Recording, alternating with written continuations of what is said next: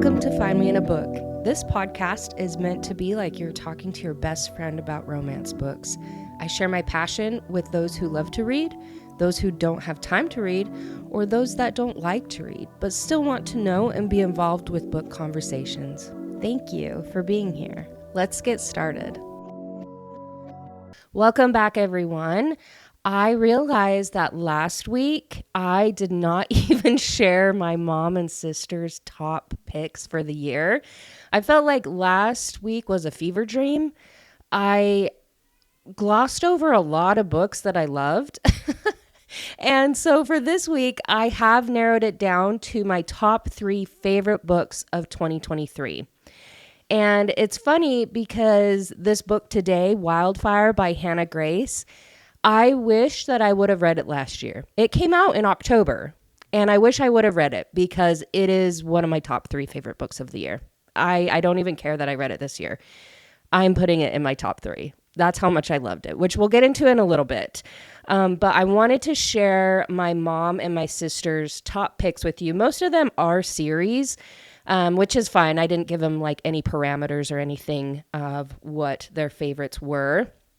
And a lot of them are the same as my sister and me. I feel like we really read a lot of the same series this year, and we definitely became closer, you know what I'm saying? Like reading the same books and having these discussions. I feel like one thing that this podcast has done it's brought me closer to my mom and sister with reading books, and I've really enjoyed that. And so it's fun to see some of their favorites are ones that I've suggested. And so with my mom, she didn't rank them or anything, and neither did my sister. But my mom picked the Full Measure series by Rebecca Yarros, which is one of the series that we all read together, and then the Twisted Pages series, which is a series that I read with my mom. I think I read most of the books. I think there's 5 books, but it's of Thorns and Beauty. That's the first one. It's a retelling of like fairy tales, and it's by Ellie Madison and I think another person. But yeah, it was really good. And so she really, really liked those books. And then of course the Fourth Wing series, and then the Augustine series, which I don't know anything about that. It's by Cami, Checketts. And I probably will look into it because especially if it's one of her favorite series, I'm guessing it has to do with like olden time type things in the 1800s, maybe. That's just what she likes. So I'm guessing that's probably what it is. For my sister, she gave me a mixture of like one-off books and also series. And she also didn't rank them or anything. So her first one is Lightlark by Aster, and we both have started Nightbane, the second book, but we've only gotten like the first chapter. So I think that's the next on my TBR.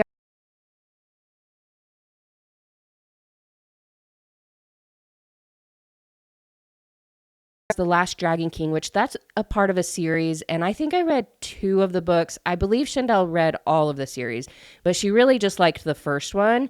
It's by Leia Stone. And then she also put down the Elf Queen series, which is like Bow Before the Elf Queen, like those books.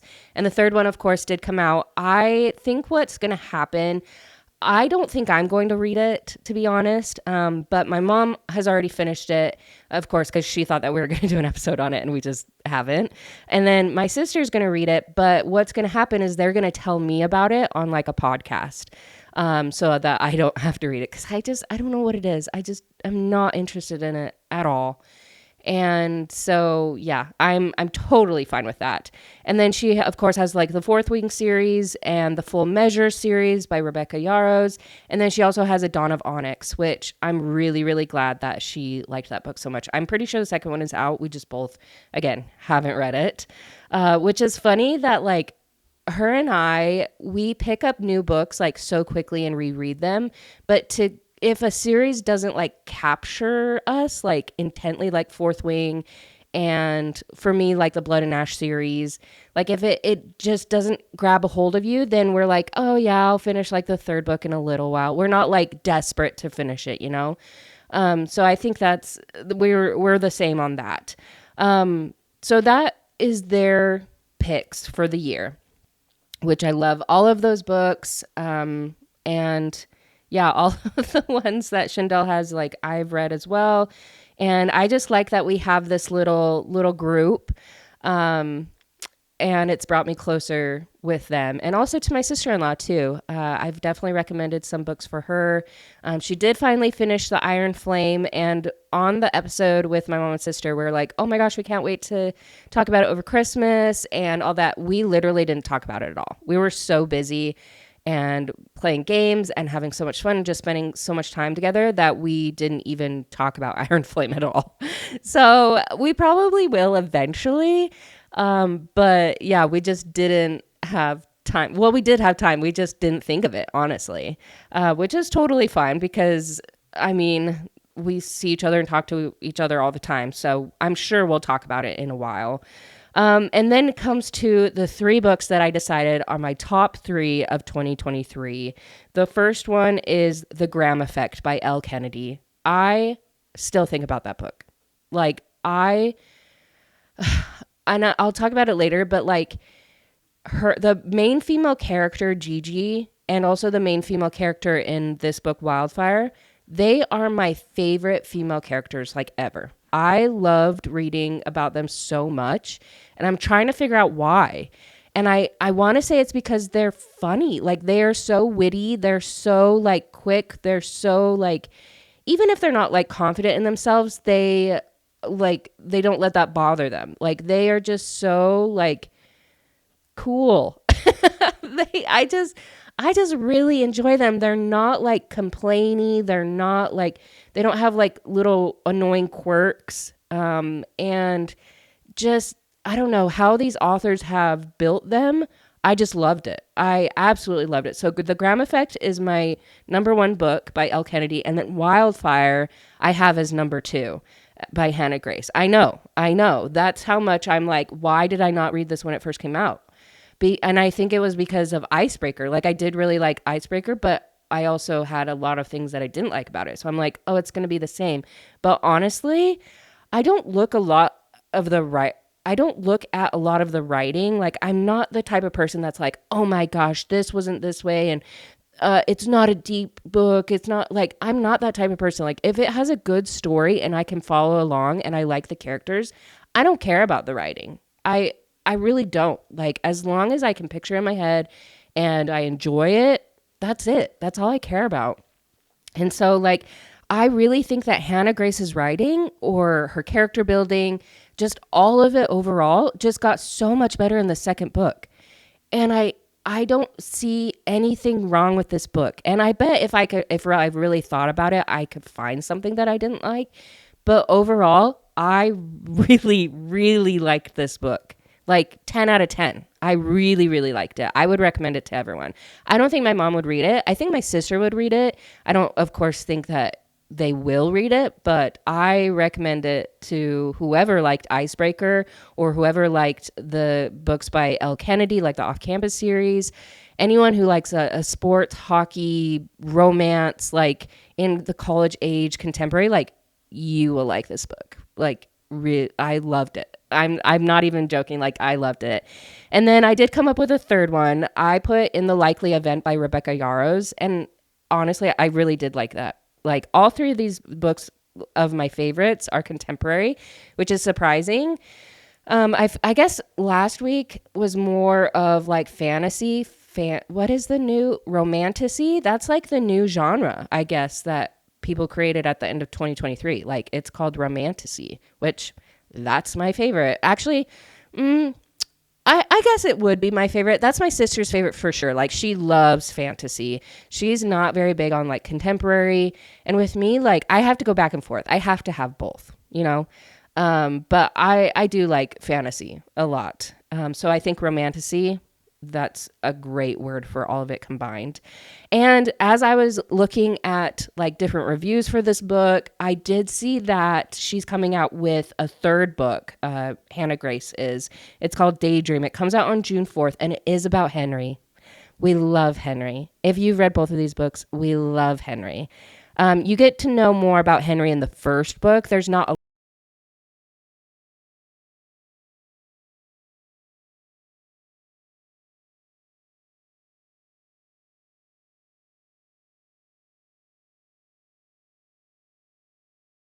As we get into this now, so again, we're talking about Wildfire by Hannah Grace. It was released on October 3rd of 2023, and I just barely, like, I finished it in a day yesterday. So I was like, I have to get an episode out. I have to talk about this while it's fresh on my mind because I love it so much.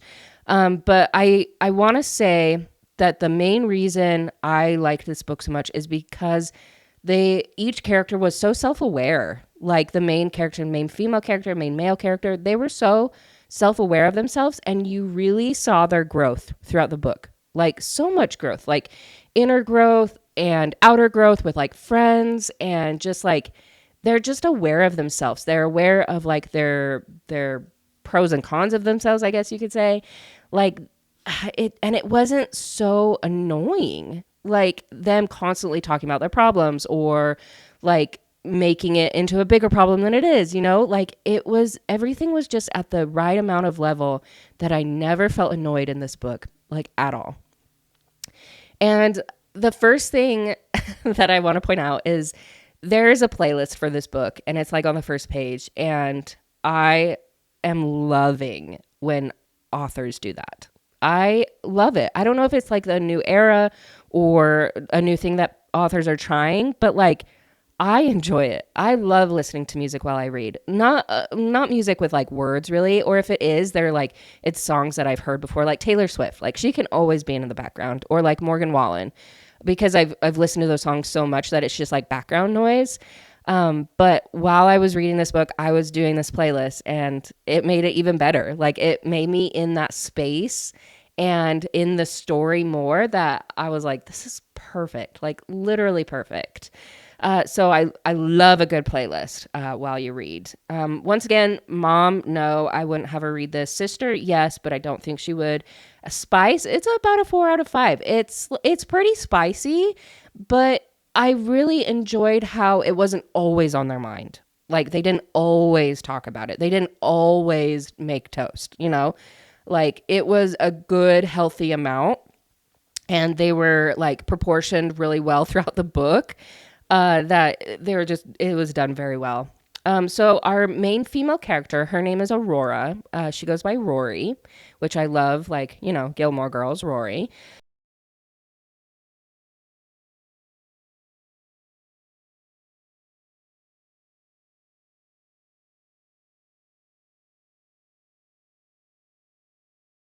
To do with her, except for like publicity, like he is the owner of like an F1 racing company.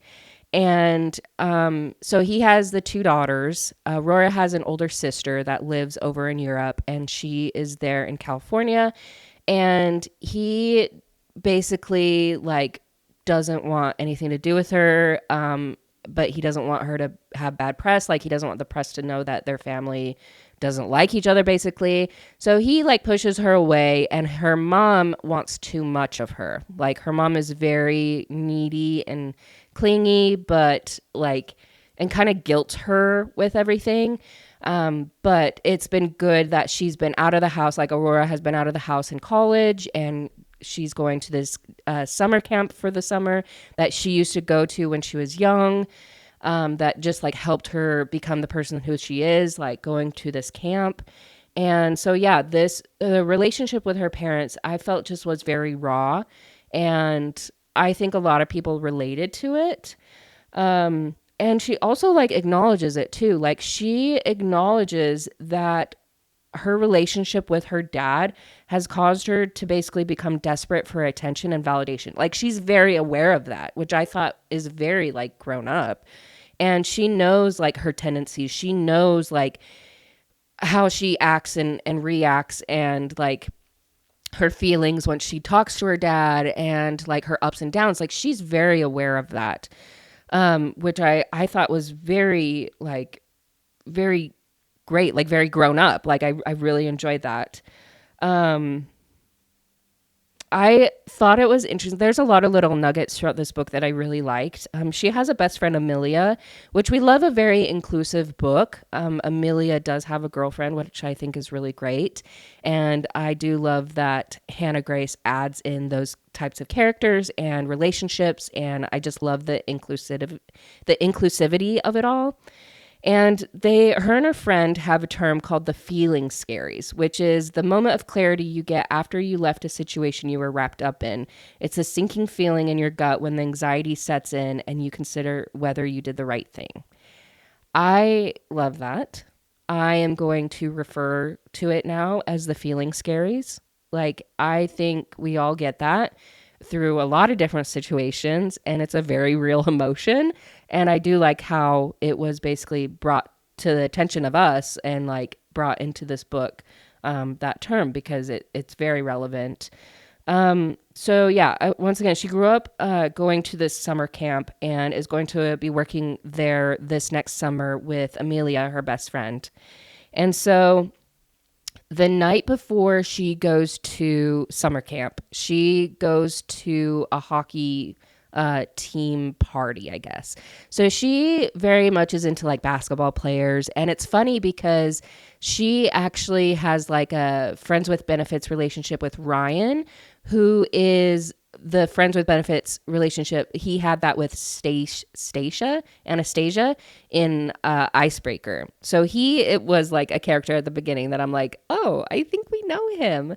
But she goes with Amelia to this party at the hockey house, and she meets a lot of great people. They play a lot of fun games. That's where she meets Russ.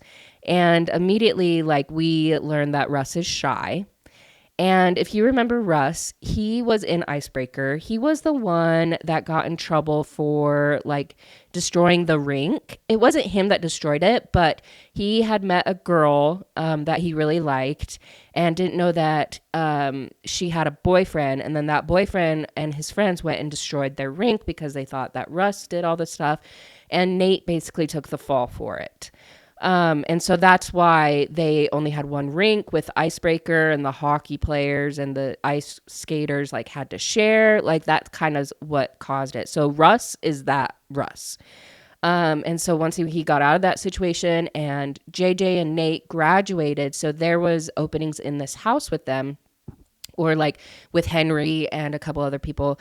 And they invited him to live with them. And I think that was like the best thing for him, because you just see him like blossom as a person. He's had a rough life. Like, his dad is a gambling addict, and you see that throughout the book on their relationship. And he finally gets up the nerve to like stand up to his dad, and his dad really like takes that in and wants to change towards the end, which I think is amazing.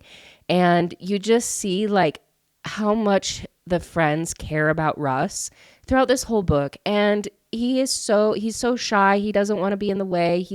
Hasn't really had friends before.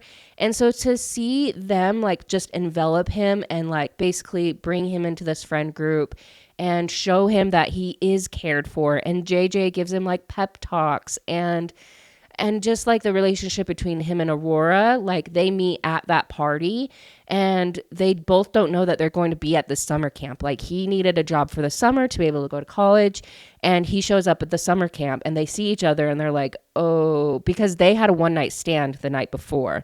Like, after that party, they went up and had toast, and I loved it. It was spicy.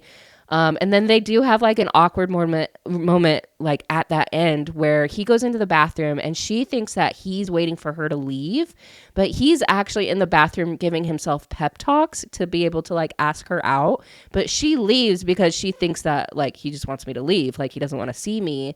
And so they like call each other like miscommunicators or whatever, and they like joke about it. And like, there's a no fraternizing policy at the camp. And so they try and like keep to that as best as they can. So you see this like friendship grow between them. And it's so cute and so wholesome, because they both have like difficult relationships with their parents. And so they lean on each other. They have that vulnerability and they start to trust each other.